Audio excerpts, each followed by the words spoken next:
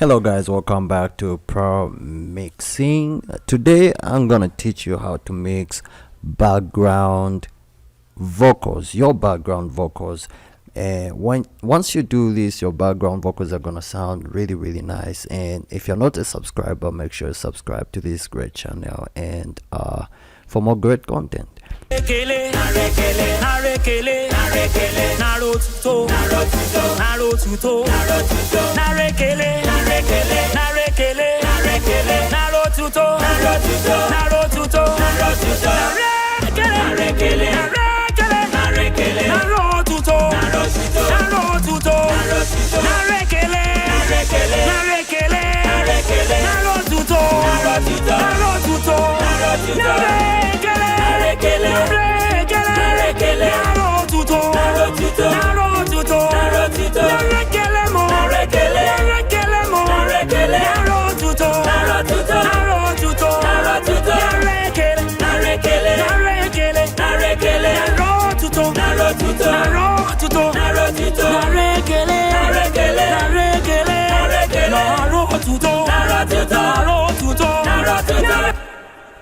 What did I do? Alright, this is a song for one of my subscribers, and he sent it over so I can mix and master it for him, and the song is ready. So I want to show you this, how powerful this compressor is, and I believe that a lot of my subscribers already have this. I sent it to you so I don't have to send it again.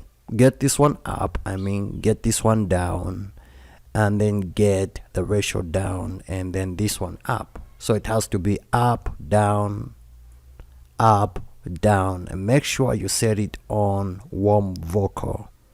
Then this has to be attack up, release down, threshold up, release ratio has to go down. This is one of the most powerful, if not the most powerful compressor that just makes your vocals cut through, warms up your vocals. Once you put in this compressor, you don't need to put RVox, you don't need to maximize, you don't need any. The moment you pull this threshold down, you will get the effect of this compressor. The volume will automatically just go up. Everything will just get that life that the vocals really need. So it's a very powerful compressor. I've been using it for so many years. F6 from Waves.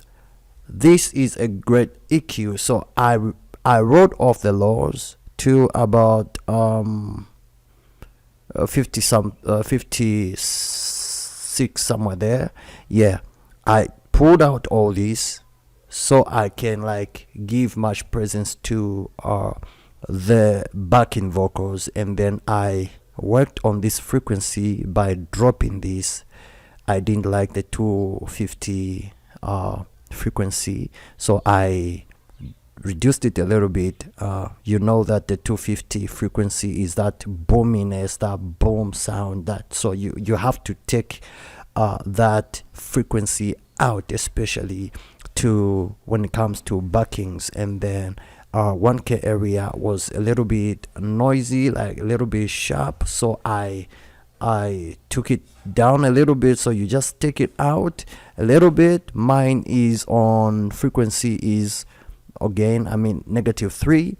I love -3 is like my maximum. Then my 250, it's -3.3. Make sure you don't go too much, because once you do that, your vocals are gonna lose the body. So let your maximum be at least -3.5, 6 or 8.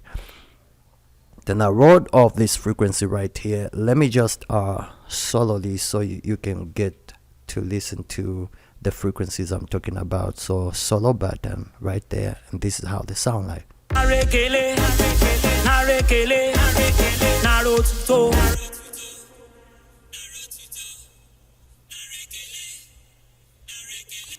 So that's the frequency that I had to like just cut a little bit. Then number 5, which is around 2K area. Yeah, 2000, and this is what I cut out.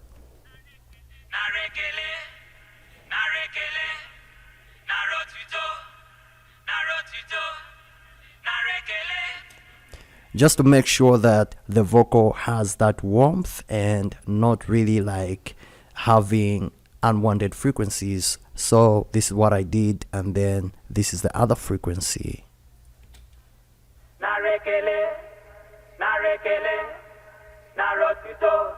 So it's like a box, so I just didn't want that kind of frequency. Then the 250 area, this is how it sounds like.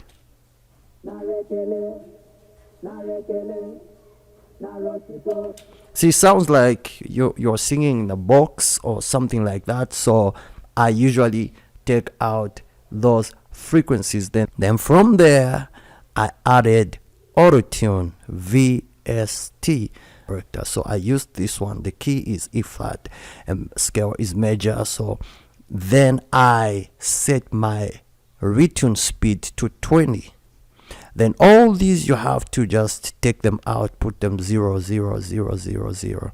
Humanize, just set it on 0. Scale, don't do anything there, just this guy right here, retune speed, and set it to 20. That is gonna smoothen your vocals a little bit and just make them like get soaked and just feel good. Then the last plugin that I used in the backings is the NS1 stereo. What this actually does, it's a noise suppressor. It suppresses background noise, like pulls them down a little bit so that the vocal can sound natural. And also it acts like a gate, like whenever you're not singing, it makes those places very quiet. So I love this, and basically this is what I did to the backing vocals. And then from there, I want to show you something. I used also reverb A. This reverb is very powerful, comes with Cubase. So I set it all the way to wet 100%. Then I set my reverb time and my pre-delay and everything. Then from there, in my FX channel track, I made sure that I cut the lows and then the highs, and just so that the background vocals can be warmer. The balancing is very important, like this. If your music has to sound good, then your background vocals have to be, especially gospel. This is a gospel song, and a gospel song just, has a lot of work, requires you to like work on the backings. Like start with the main soprano and just reduce it a little bit and let every voice follow like a layer. If that vocal is too loud, reduce it so that it can be on the same level with other backing vocals. That's how you deal with backing vocals. In that way, your backings are really gonna sound sweet and very nice. Then what I wanted to show you is this. The reason why they sound sweet like this.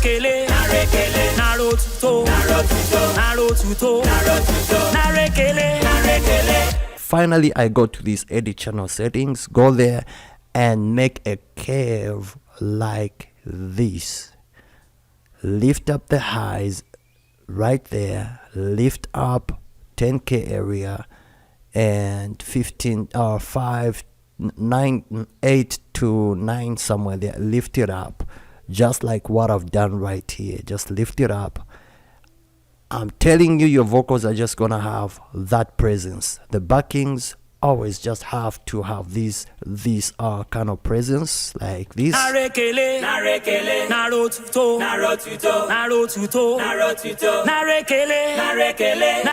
Backgrounds.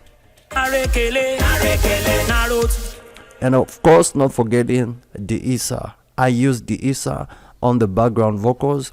This RDS really works wonders, especially when you're dealing with harsh vocals that really, there are certain a lot of unwanted frequencies which you don't really know where they are coming from. So what you have to do is just come to Melody is Narrow right there and set it, and then it will come to 4K.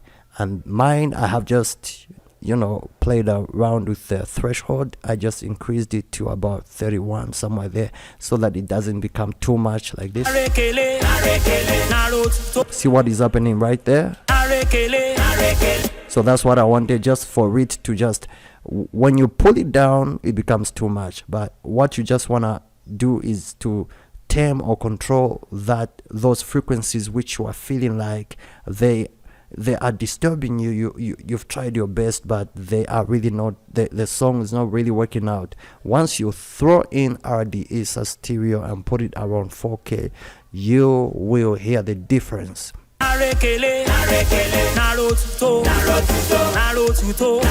I'll see you in the next one.